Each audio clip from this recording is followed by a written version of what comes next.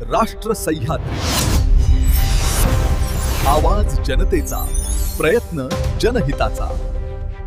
राहता तालुक्यातील सर्वात मोठी ग्रामपंचायत असलेल्या सावळी विहीर बुद्रुकमध्ये उपसरपंच पदाच्या निवडणुकीवरून मोठा वाद निर्माण झालाय। ही निवडणूक संविधानात्मक पद्धतीने झाली नसल्याचा गंभीर आरोप माजी उपसरपंच विकास जपे यांनी केला असून प्रकरण आता अप्पर जिल्हाधिकाऱ्यांच्या न्यायालयात गेले।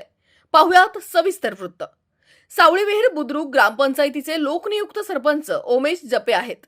उपसरपंच म्हणून काम पाहणारे विकास नानासाहेब जपे यांनी 3 जुलै 2026 रोजी राजीनामा दिल्याने हे पद रिक्त झाले होते। या रिक्त पदासाठी 31 जुलै 2026 रोजी निवडणूक घेण्यात आली। या निवडणुकीत विकास जपे विरुद्ध दत्तात्रय आगलावे यांच्यात थेट लढत झाली। यामध्ये दत्तात्रय आगलावे 12 विरुद्ध 4 मतांनी विजयी झाल्याचं घोषित करण्यात आलं। मात्र या निवडणुकीत मोठा गैरप्रकार झाल्याचा आरोप विकास जपे यांनी केलाय। गुप्त मतदानाची मागणी करूनही सरपंचांनी खुल्या पद्धतीने मतदान घेतले।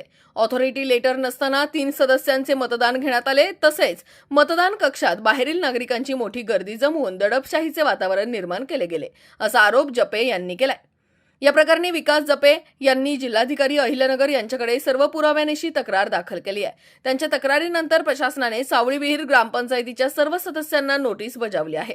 लोकनियुक्त सरपंच असलेल्या गावातच उपसरपंचाची निवडणूक वादग्रस्त पद्धतीने झाल्याने नागरिकांमध्ये उलटसुलट चर्चा सुरू आहे। उद्याच्या सुनावणीकडे आता संपूर्ण तालुक्याचं लक्ष लागलंय।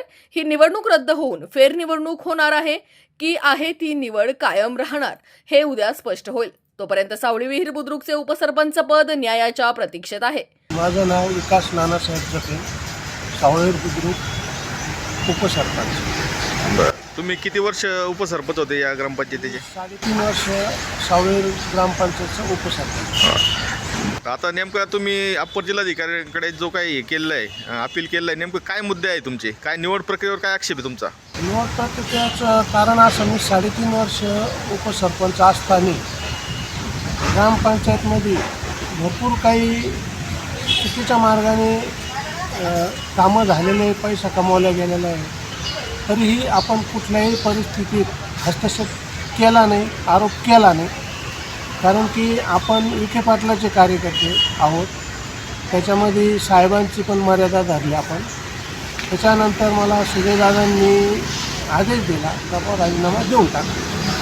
त्या दादांच्या म्हणण्यानुसार राजीनामा देऊन टाकला। राजीनामा दिल्यानंतर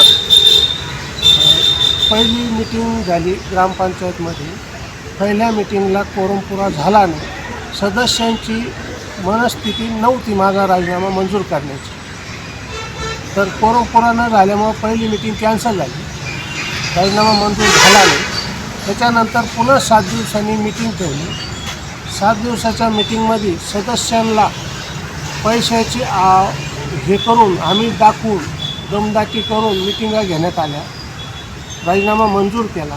राजीनामा मंजूर झाल्यानंतर माझी परत सदस्यांनी मला शब्द दिले का तुम्ही फॉर्म परत भरावं।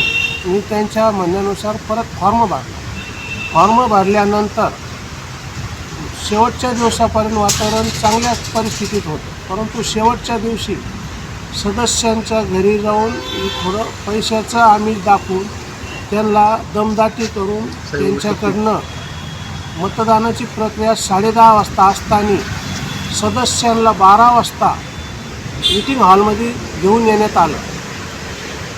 1.5 ते 2 तास कार्यक्रम रखडला असताना सुद्धा आम्ही 4-5 सदस्य ग्रामपंचायतमध्ये होतो, बाकीचे सदस्य बाहेर नेले होते त्यांनी।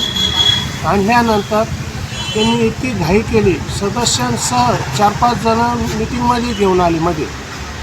त्याच्यानंतर ग्रामपंचायत सदस्यांनी अगोदर कुठलंही अथॉरिटी, आम्हाला सदस्याची मतदानाची अथॉरिटी देण्यात यावा असा अगोदर कुठेही अर्ज नव्हता। ऐन वेळेस अचानक तिघांची काही ना काही कारणं सांगून व अथॉरिटी पाहिजे, त्यांच्या मुलांना आणलं, काही दुसऱ्यांनी केलं, इतर लोकांनी केलं काही मतदान, काही संबंध नसताना।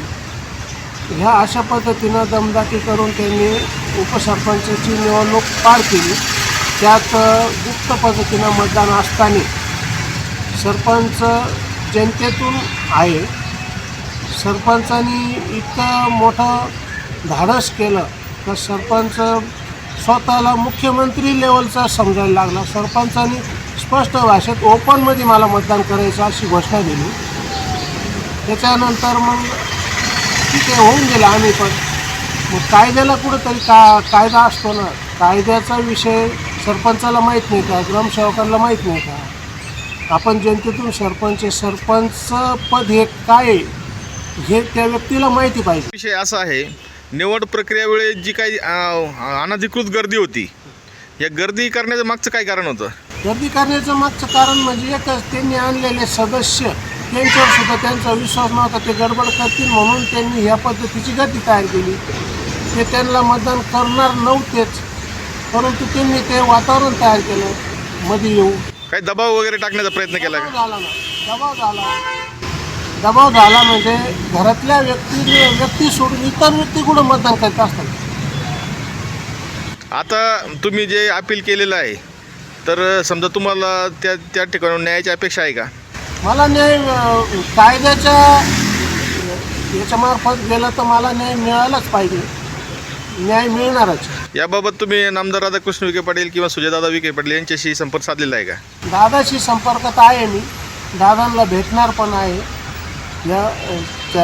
माझं कोकणे साहेबांशी बोलणं झालेलं आहे या गोष्टीबद्दल.